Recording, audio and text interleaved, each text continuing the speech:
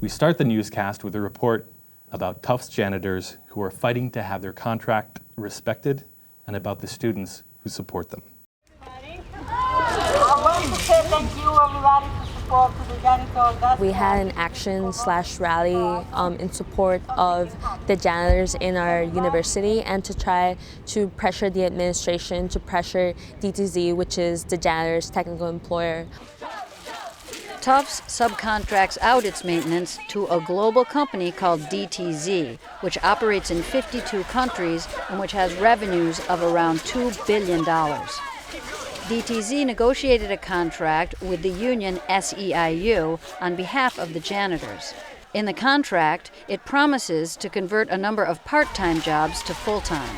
But according to the union, workers, and students, DTZ isn't doing that. Tufts doesn't employ the janitors, but employs the janitor's employer. DTZ right now is breaking two parts of the janitor's contract, and so we wanted to show the administration and show DTZ that the student body is paying attention and that we care about what's going on and that we will not stand for these contract violations. On April 23rd, students, janitors, and faculty marched and presented a letter to the Tufts administration. We actually have an official list of demands. The first thing we want is concrete plan for the changes of these contract violations. We want concrete steps to have the full-time workers' rate increase. The second contract violation that is going on pertains to paid vacation methods. Instead of them having an individual check for each week that they have vacation, they only get one paycheck for all the weeks. It's like a direct violation of their contract.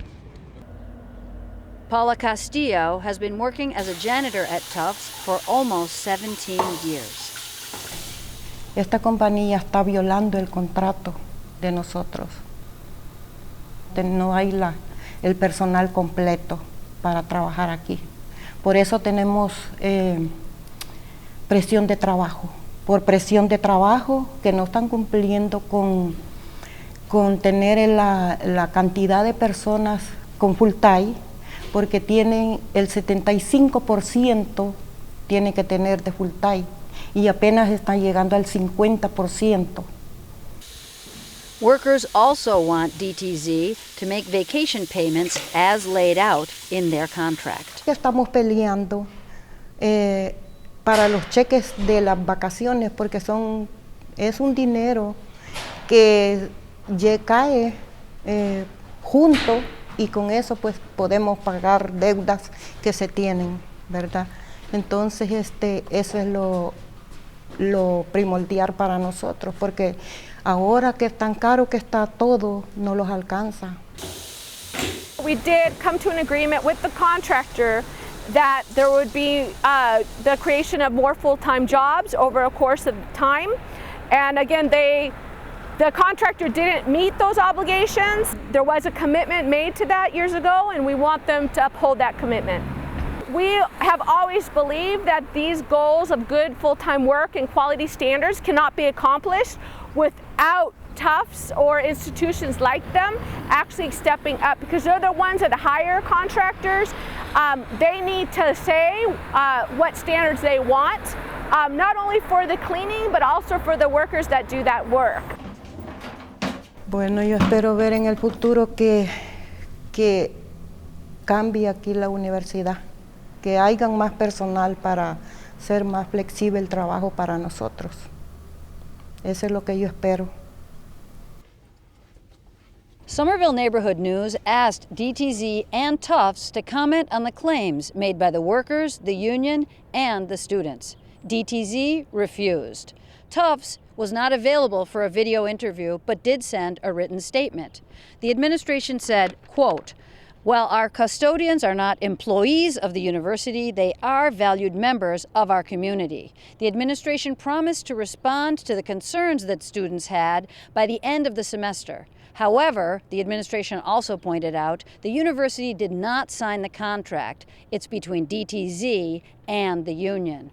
We'll follow up on this issue and let you know how it turned out." Reporting for Somerville Neighborhood News, I'm Jane Regan. Now we go from the streets to the Tufts campus, where hundreds rallied on May 1st to support victims of sexual violence.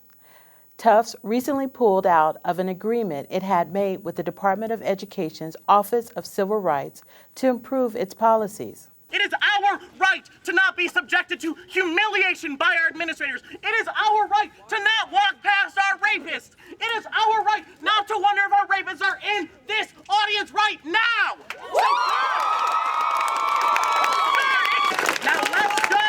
Let us occupy Blue Hole until they listen to survivors, until they give us our Title IX rights. I'm here today as an alum. I went through a lot of these processes on my own and with my friends. And there are a lot of people who can't be here today because they were so traumatized by that experience. I know a lot of people who want nothing to do with this university after having graduated. And as a current Somerville resident, I thought it was my responsibility to be here to stand with the survivors, to stand with those who have fought in the past, because this fight did not start this year, to stand with those who are fighting right now, and to stand with those who will begin to fight later on, because this is not the beginning or end. Tufts, don't mix it. You know you gotta fix it. Tufts, don't mix it. You know you gotta fix it now. Hey ho, Monaco, Title IX or we won't go. Hey ho, Monaco, Title IX or we won't go. Hey ho, Monaco. I'm here just in support of victims of sexual violence. It's really just depressing that cheating is considered a more severe offense at Tufts than sexual assault or rape. You're not necessarily expelled for raping an individual, which, I mean, is just a horrible crime. You can go to jail for it, but it's not considered so harsh for Tufts just because they want a better reputation, which is just awful.